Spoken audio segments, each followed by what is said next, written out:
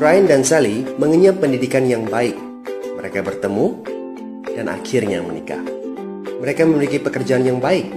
Brian memiliki jabatan tinggi di sebuah perusahaan multinasional, berpenghasilan besar, mendapat fasilitas dari kantor berupa mobil dan rumah. Mereka sangat menikmati hidup.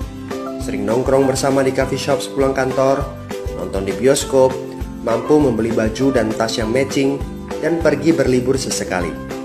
Tapi, kenyataan sebenarnya tidaklah demikian.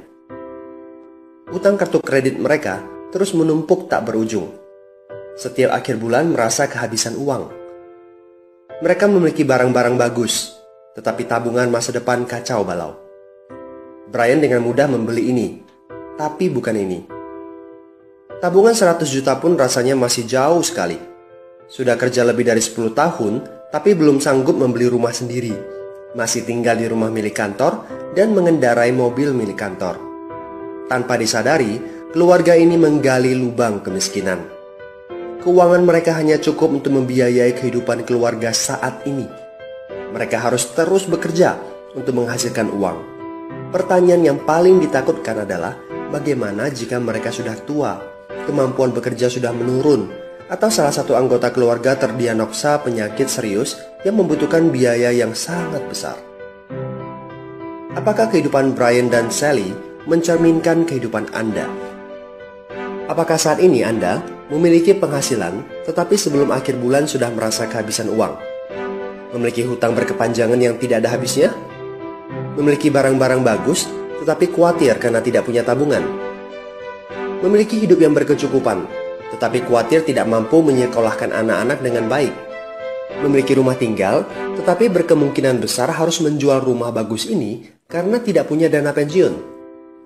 Jika Anda menjawab ya pada salah satu saja pertanyaan tadi, saatnya untuk memperbaiki diri. Mau jadi seperti apa kita ini kalau ternyata kita sebetulnya hanya gaya dari luar saja? Mau hidup kropos seperti ini sampai kapan?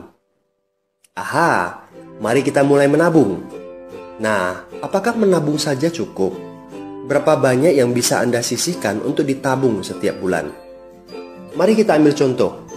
Anda berencana untuk memiliki rumah dan mobil. Katakanlah harga rumah 600 juta dan harga mobil 200 juta. Jika Anda mampu menabung 5 juta per bulan, Anda membutuhkan 13 tahun untuk mendapatkan angka 800 juta. Masalahnya, inflasi membuat harga rumah dan mobil melambung tinggi. 800 juta akan menjadi 2,7 miliar 13 tahun kemudian. Jika kita asumsikan rata-rata kenaikan barang 10% per tahun. Ini masih soal impian untuk membeli rumah dan mobil. Padahal, masih banyak kebutuhan lain yang perlu dipersiapkan jika ingin hidup lebih baik. Bagaimana dengan persiapan dana hari tua? Agar di saat tua dan tidak sanggup bekerja lagi, Anda punya tabungan yang cukup untuk kebutuhan sehari-hari. Asuransi untuk keluarga? Dana pendidikan untuk anak-anak? Dana tak terduga untuk keperluan dadakan jika dibutuhkan, seperti keluarga sakit, dan lain-lain. Artinya, Anda perlu lebih banyak uang untuk ditabung. Bayangkan jika satu bulan Anda hanya bisa menabung kurang dari 5 juta. Sudah jelas, jika langkah Anda hanyalah menabung, Anda seperti sedang menggali lubang kemiskinan. Hal utama yang perlu Anda lakukan adalah meningkatkan penghasilan Anda. Anda mungkin bertanya bagaimana saya bisa melakukan itu dengan segala kesibukan yang saya miliki sekarang. Apakah saya bisa tetap mencari income tambahan di luar sana tanpa mengganggu pekerjaan utama saya? Seandainya bisa, apa yang bisa saya kerjakan saat ini? Nah, langkah pertama yang perlu Anda lakukan saat ini adalah menghubungi teman yang menunjukkan video ini kepada Anda. Dia punya akses untuk jawaban dari pertanyaan Anda.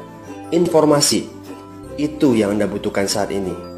Terbukalah, seperti parasut, pikiran hanya dapat bekerja saat terbuka.